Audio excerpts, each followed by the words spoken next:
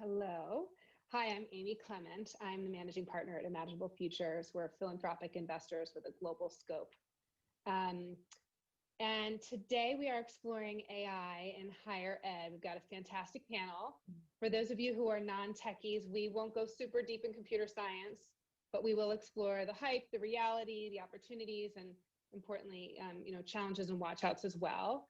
To that end, as someone who agreed to moderate this panel, I do want to own the lack of racial diversity on this panel. We've got great gender diversity, and I'm committed that going forward, we will have more racial diversity to demonstrate the diversity of our world. So on to that, our panelists. So first I want to introduce the panelists super quickly, and then we'll dive in. So we've got Anthony Salcito, who is head of worldwide education at Microsoft. We've got Sherry Coutu, who is an entrepreneur, an investor, board member. We've got Bethanie Maples, who is Google AI.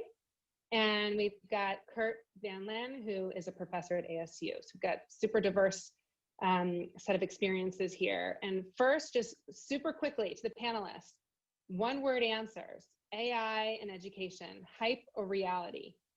Anthony. Reality. Sure. Reality. Sherry. Reality. Bethanie. Hype. Kurt. Halfway. Halfway. Okay, so we've got some interesting perspectives here, and also one-word answer. If you were to think, as you think of AI in education, what comes first, opportunity or risk? Same order, Anthony. Risk. Sherry.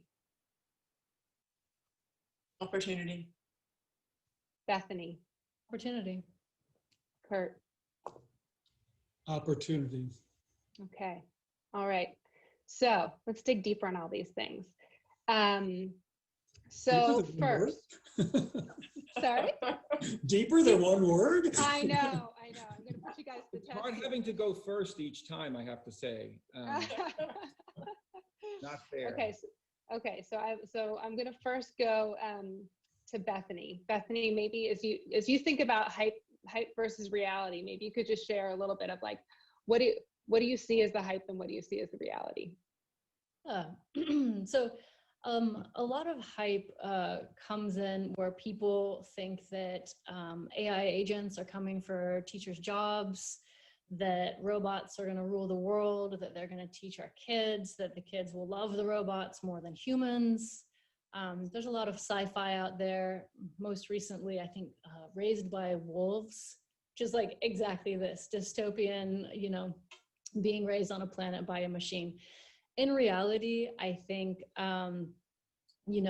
digital agents are a really interesting way to supplement learning. That, we need more tutors, and if there aren't human tutors, there's a place for machine tutors to help progress individual learners. That there's really cool things we can do with adaptivity and personalization using machine learning, and especially with adaptive assessment as well. Excellent, thank you. And maybe Kurt, you said mix. Why did you say mix? Yes, because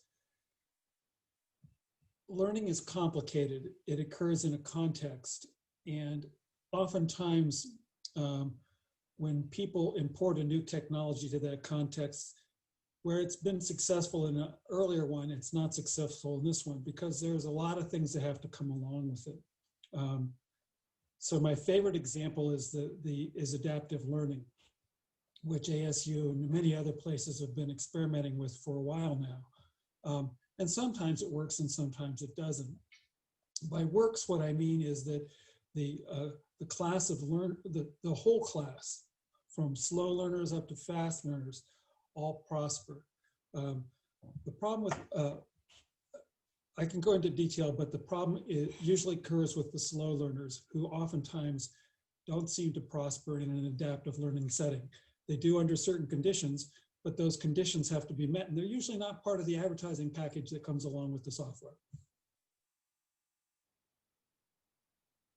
And Kurt, while I have you, maybe you could just share a little bit of we talked previously about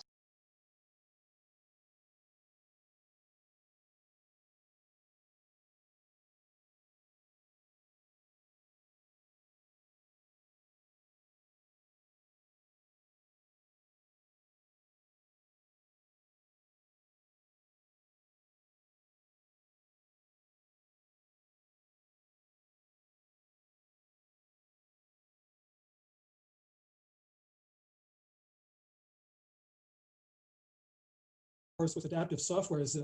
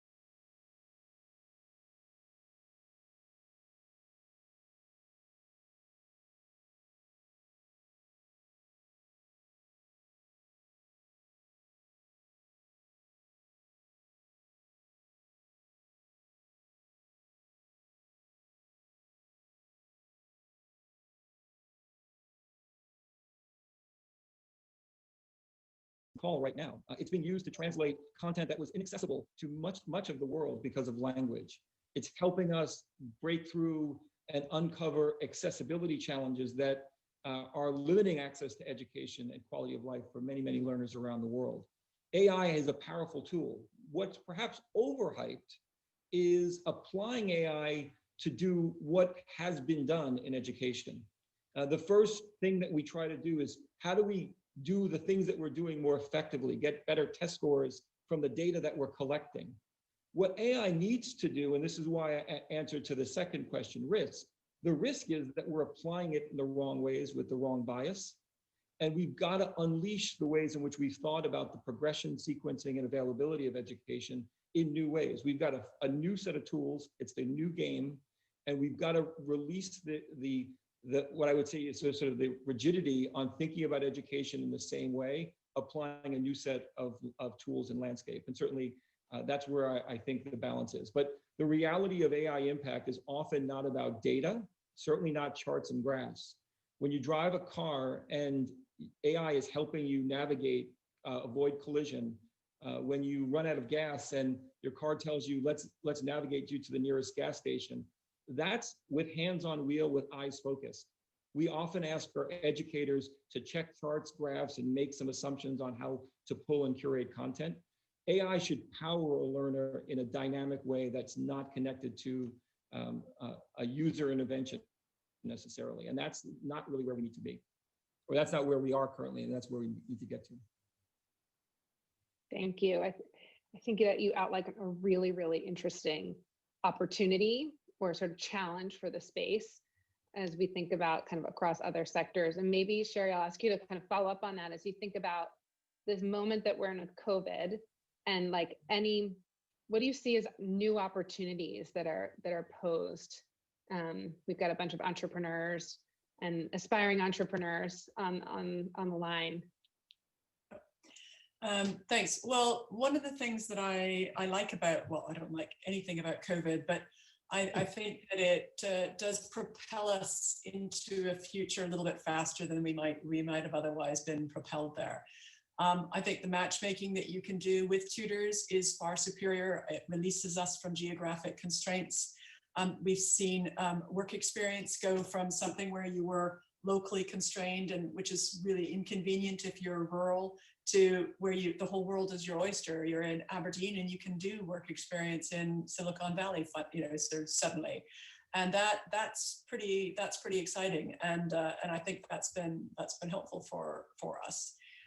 In the UK as well, we used to be constrained by having to feature role models in classes in reality, and now we zoom them in, and we can say, well, look at this woman. She's in a fintech startup.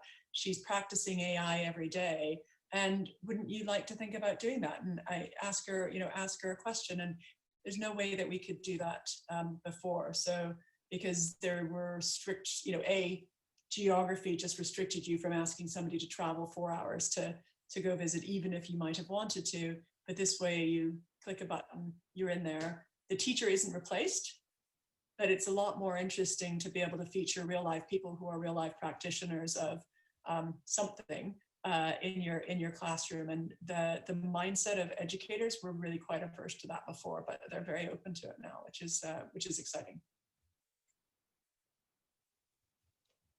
Thank you.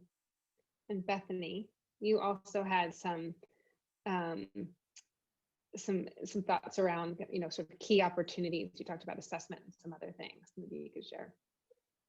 Related to COVID or kind of AI and AI. Well, yeah, I mean, COVID is sort of everything in the water, but this topic around AI. Sure. I think as Sherry was saying, the opportunity to provide tutoring and really personalized assistance is something that used to be really in the domain of people that could afford it, either by luck or by circumstance. And now, I think COVID's been interesting in that it's forced us all to look at solutions and increased our awareness of how distributed technology is. Before, many students might not have been able to do their homework the same way that others did because they didn't have a device or Wi-Fi at home.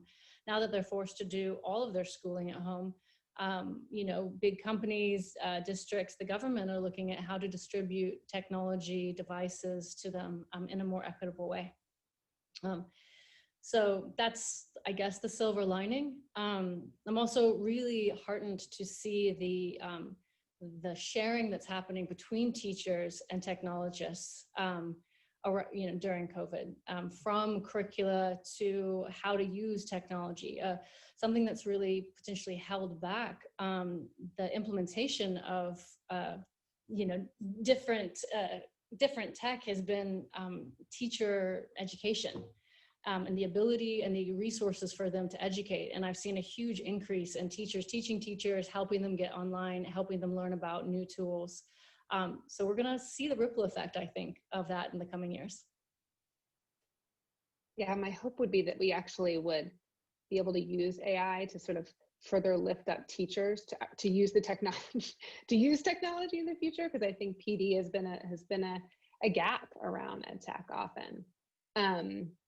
And one of the areas where we've seen some really interesting, because we invest around the world, in Africa, so many students are accessing technology now through WhatsApp. And there's this massive group of teachers that have come together around a WhatsApp channel that's called Teaching Through WhatsApp, and seeing how even in some of our most basic technologies, we can leverage this to reaching those that have historically been very, very hard to reach. Anthony, anything more you want to add when you look at the opportunity and where you see gaps where either entrepreneurs, technologists could come in and continue to build using some of these technologies? Well, I'm certainly with Sherry on nothing good with COVID, but it certainly has changed and accelerated the shift on thinking on technology. One of the things that technology and education, as it relates to the conversation we have, is often about the teaching and learning experience in the institution constraint and in the classroom. And that's often where the funding is, that's where the time and attention is. Very little beyond the walls of the institution environment, and certainly not enough on the back office. And certainly a lot we can do with security and IoT and how we manage space.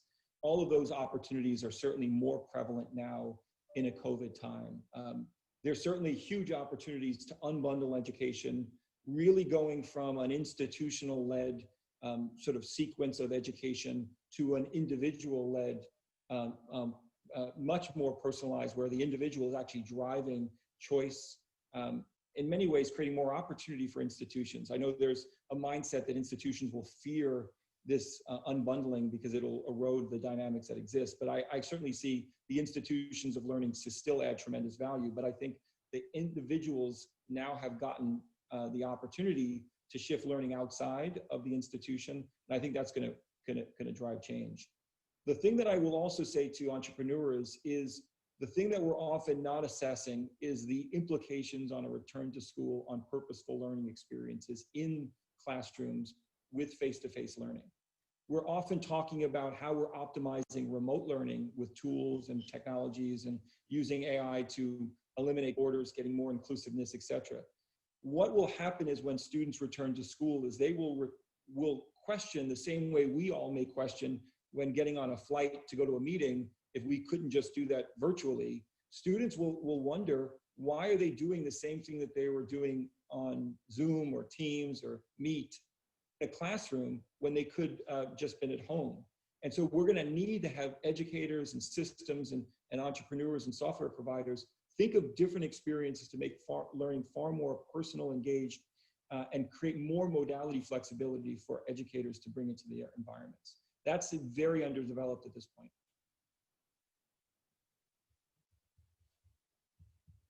Yeah, I think there's no doubt that some of the things that are developed in this time are not going, aren't going anywhere, and things are changing permanently.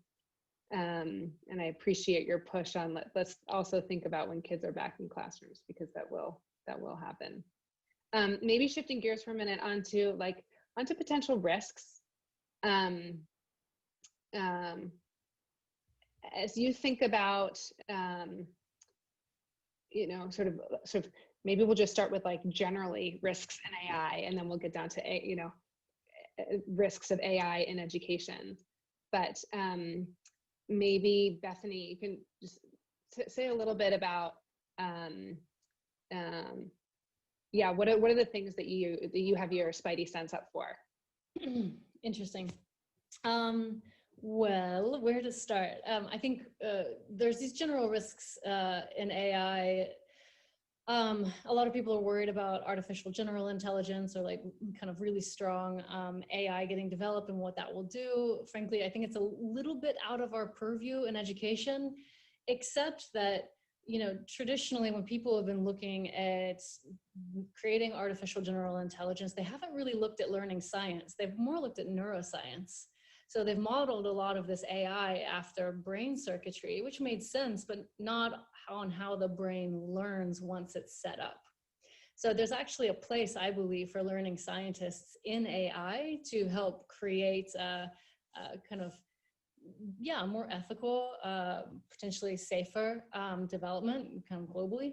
And hand in hand with that, going back to your question about risk is, if you have really strong AI, especially that's owned by, large players, sovereign powers, actors that might not have everybody in the world's best interest at hand, what does that do? What does that do when everybody's data is in one centralized place? So I think we're all really wary of our kids and young learners' data being available, and the potential for that to be used against them in some way.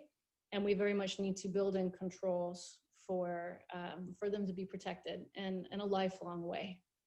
That's kind of number one. And also just add that some of the really cool kind of nerdy stuff that AI is being used for is sensing mechanisms. So typically teachers have been really the best thing for education because they could assess where a student was at. They could look at their skin, are they sweating? They could look at their eye movement, they look at their body posture, the way that they were writing. They could talk to them in a dialogic way and assess them. And what you're seeing is all of these technologies get developed through the use of machine learning, from machine vision to handwriting recognition to speech synthesis. So as all these get developed and they make their way more into the learning experiences, we need to understand that there is PII attached to each one of these and what happens when they're all put together. So lots of opportunity, which was my focus, but certainly some risk as these technologies collide. Can you also, you had brought up a great concept around rebirth. Interesting. Yeah, I think one risk, so there's this kind of idea in other countries, and sometimes, it's floated in the USA as well, that, oh, what if you could track a learner from a very young age and have this personalized lifelong learning experience for them? But the risk there is that they get put into a track that they can't escape. And I think something that's very near and dear to maybe all of us, and especially to the American spirit, is this concept of like rebirth. We believe that you can start over, that you can fail, and then you can wake up the next day and shrug it off and maybe go found another company or start a new job. But we trap learners if they don't have a way to delete their data and say, no, I'm a new person today. So I think it's extremely important that we allow for user data control because we all change and we have to build the allowance for change into this assessment. Thank you. Sherry, as you work with your companies, various companies, and how do you think about the risks and sort of guarding against the risks and protecting both consumers and users, students? Yeah, thank you. Well, I look for biases, I guess. What are the biases and how are they controlling for them? So,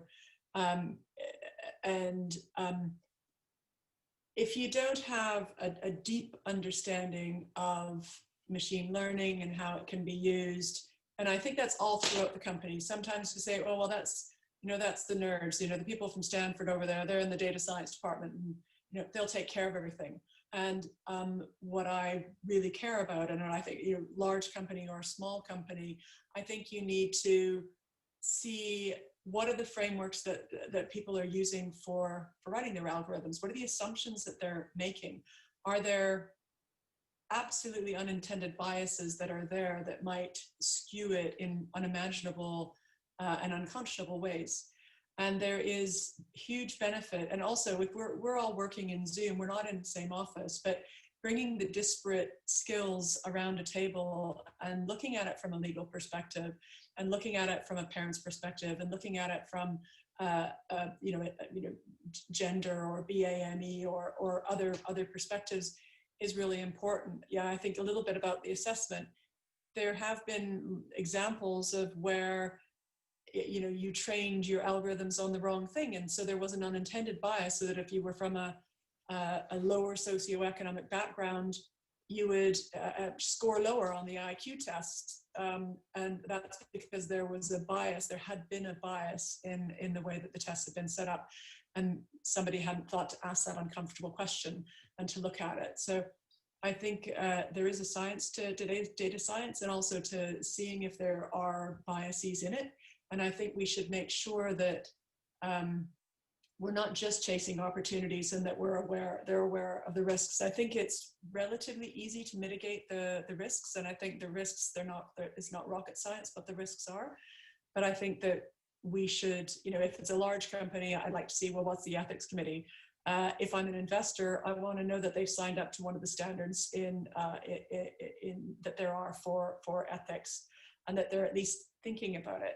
And you can tell in 2 seconds if anybody's thought about it, or whether or not they're just sort of, BSing.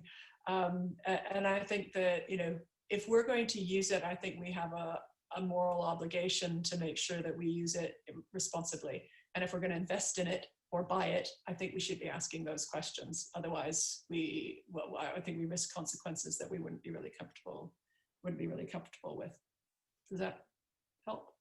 Right. And actually, I was going to, you just, that's a great segue into this next question around, we've got investors on the phone or on the Zoom call. What would your advice be? And I'll give this back to you, Sherry, and maybe others, but your advice be to investors who are diligencing a company and who says, and then we sprinkle in a little bit of AI and this magic happens. What would you do? Like, when would you be suspicious, and what kinds of questions would you ask to make sure it's not hype but reality? Yeah, well, I think it's all very fashionable, and it's actually quite hard to avoid any company that's seeking investment that doesn't claim to be using AI. But I think there's a lot of hype. I think there's a huge amount of hype around that. So I'd probe on how they were using it. I'd see if they know the difference between ML and AI. I really want to know how they think about the frameworks of progression. Again, as I said earlier, I would want to probe how they thought about biases and how they give control to the persons whose data it is. I want to see a fundamental respect for the producer of the data and the owner of the data. And it worries me, when I have conversations like, oh, well, you can do this, and then you can smash up the data with here, and you can actually find out that this is exactly where they live. It's like, great. So how are you storing that data? And what else are you doing about it? We worry a little bit more about that even here in the UK or Europe, where we have GDPR, where again it forces people here to be probably more correct. I think. Well, no, you guys, you're coming along nicely in the US with data protection, but I think these principles are really important. It's easy to naively fall into just chasing what you can actually do with these beautiful mountains of data, because it's really quite exciting what you can do and the connections that you can make and what you can see. But I think making sure you store it. I mean, we do a lot of stuff in education. We make sure that everybody who's a programmer in our company or our charity has a check with the pedophile sort of police. I know that sounds a bit crazy, but well, maybe it doesn't sound crazy, but we make sure before you have access to any of our systems that we've done a check on the individual who's there, so that if they have nefarious desires to use the data for anything else, or they've done anything like that before, they can't, we won't hire them. I think checking, and I think actually taking very good principles from other industries. There's a lot of things that are done in financial services to protect personally identifiable information. I think we should absolutely use that in education, and I don't think we should reinvent the wheel. I think we should borrow some practitioners from other industries and make sure that we can, have them advise us in education.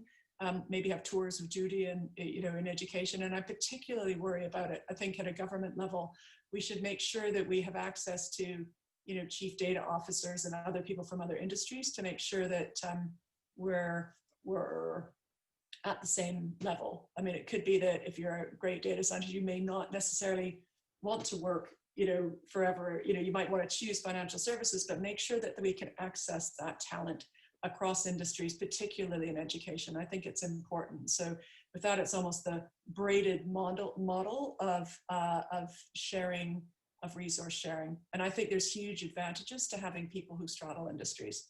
I think you have one foot in professional services and another foot in education, or one foot in financial services, another foot in another industry, does us a huge amount of good.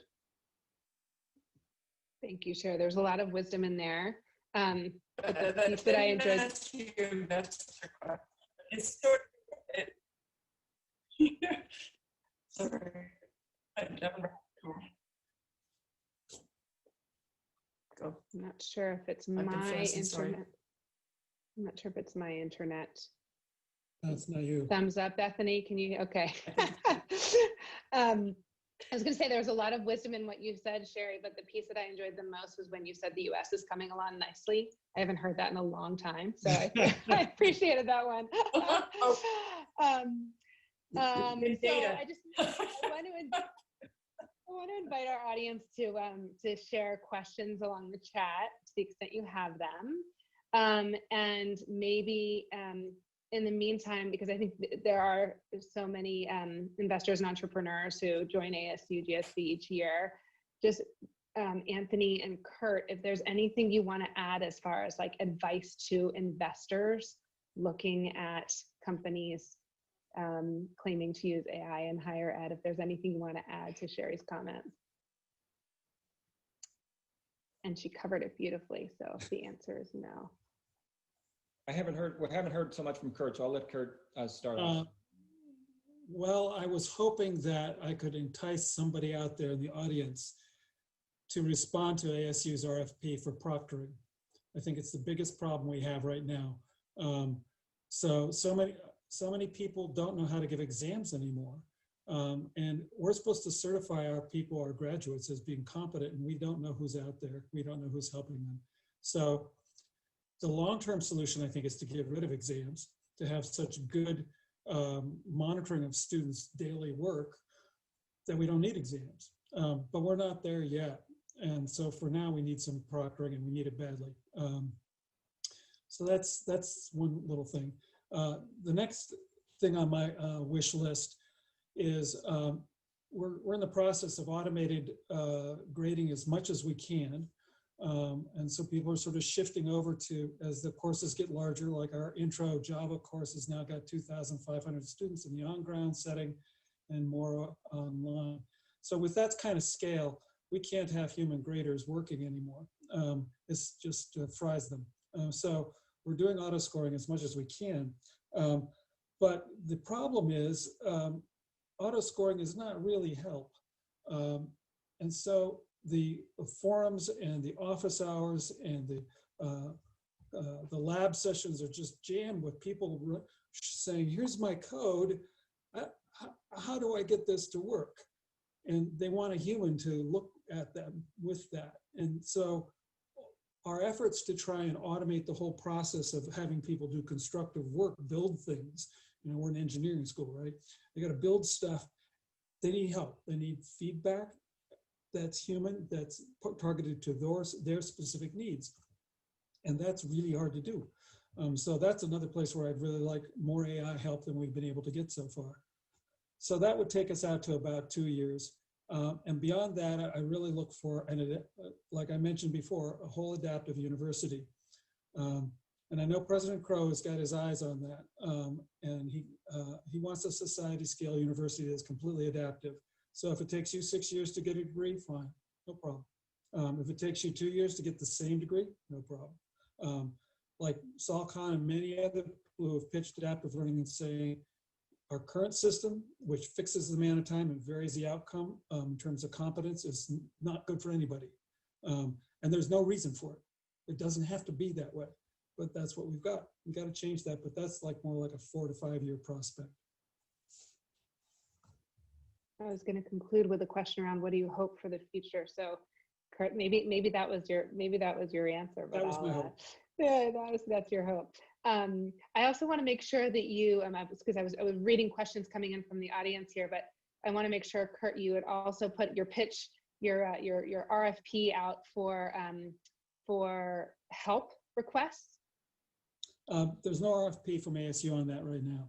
It's the not an official proctor. RFP, but your own of that. Yeah. Okay. Right. So yes, we need systems that help people specifically with big, juicy assignments where they want help. Where they get stuck. Yeah. Mm-hmm. Yeah. Great. Okay. So questions from the audience. First one for Bethany. Can you share more about what it would mean to have the science of learning, influence AI? How would it inform or conflict with neuroscience? Science of learning in AI, would it conflict with neuroscience? So I think fundamentally, I don't believe that it would conflict with learning science. I think it's a very natural next step. And when you look at the basics of, you know, what's programmed into a brain, you see a lot of kind of models of prioritization and forgetting, data analysis, that it's a really good basis. So when I say science of learning, I was listening to what Kurt was saying, and I'm like, you know, what I want to tell investors is that there is so much learning science that has not been implemented. It's like, it's not that it's sitting on the shelf, it just hasn't trickled down into society. And it certainly hasn't trickled into artificial intelligence research, I would say. So, you know, one of the things I look for is, you know, kind of partnerships with academics that can help inform us. My conversations with Kurt over the years about what's worked and what hasn't has gone really far. So getting back to the question specifically, one of the interesting things about learning science is that you realize that humans have more attention depending on context and depending on how important the medium is. So when your mother is talking to you, you pay attention to her, and your brain encodes what she's saying like 3 times faster. That's something that AI could learn from learning science. The more believable the agent, the more high fidelity, the more we believe in the intelligence of the medium, the more that's going to have a fundamental impact on the brain. And it helps us prioritize and like recall memory in a very human way. So that's just one example of where I think we can bring in neuroscience and learning science to craft kind of better tools and research. Thank you. Perfect. I'm going to just throw this one out there and see if you kind of raise your hand or jump in. Someone's asking, is there research out there that you're aware of that does meta learning to predict biases and predictions? I am not aware of this. I will just, so there's absolutely tools out there that looks at biased language, specifically in text analysis. I think the problem is vantage point though, like everything is biased depending on your perspective. So I haven't seen a complete tool from all angles, if you will, but I'd be interested to understand, Anthony, what you would say to that. Yeah, this is one of the things that we've got to continue to challenge. I mean, data sets are often not open or expansive, so we're often looking at finite data sets, and certainly there are biases there inherently. One of the things that Microsoft is investing in as part of our ethical and AI for good activities is AI for cultural heritage, where we're working with obviously individuals, areas, people who have been excluded from a lot of the data sets that are driving the AI dynamics and biases that we see.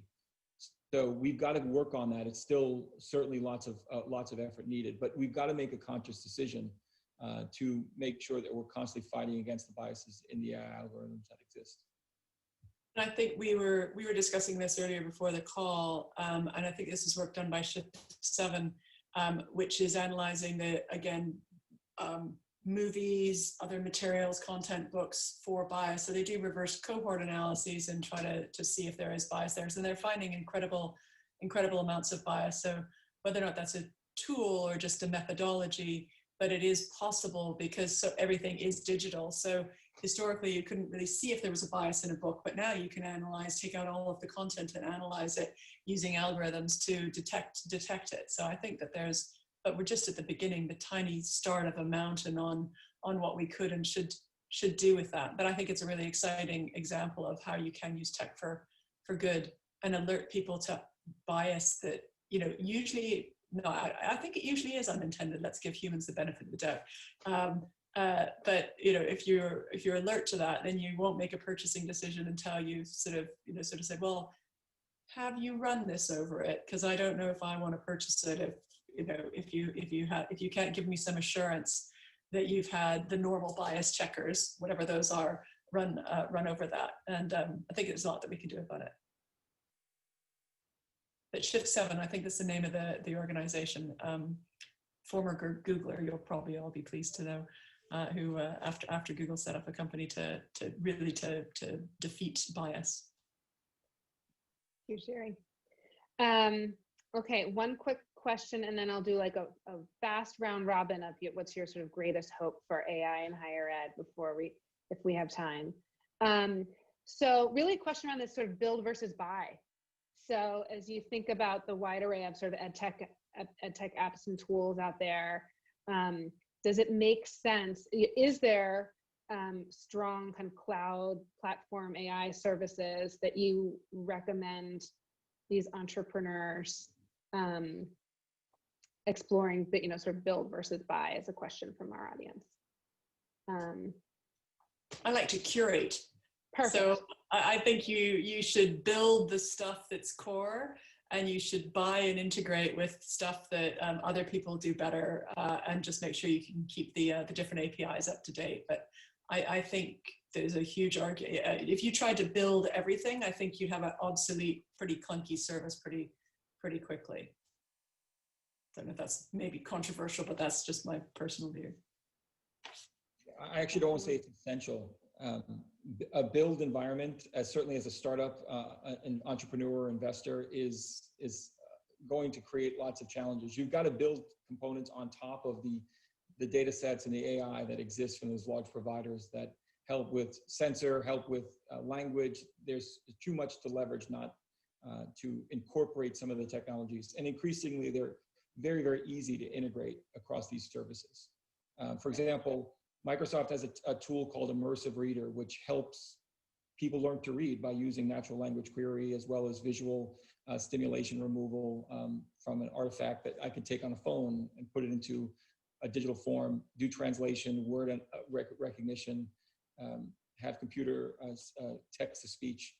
That service is available for partners just to put into their product and leverage that AI technology to help a digital book or a content provider get access to that. These are tools that exist from all the major providers that can be accelerate, and you have an innovation path that you don't have to worry about. So I leverage the efficiencies that are available, but also build what's core to your application. I'll echo what Anthony says. I think it's actually a really interesting moment for educational designers and entrepreneurs. There is a lot of technology out there that you can use. So deciding what your problem is, what the design challenge that you want to focus is, and then leverage the existing tools. And before we disappear, I just want to thank you all. And from an investor perspective, if someone says they're going to build everything, that's a huge red flag for me.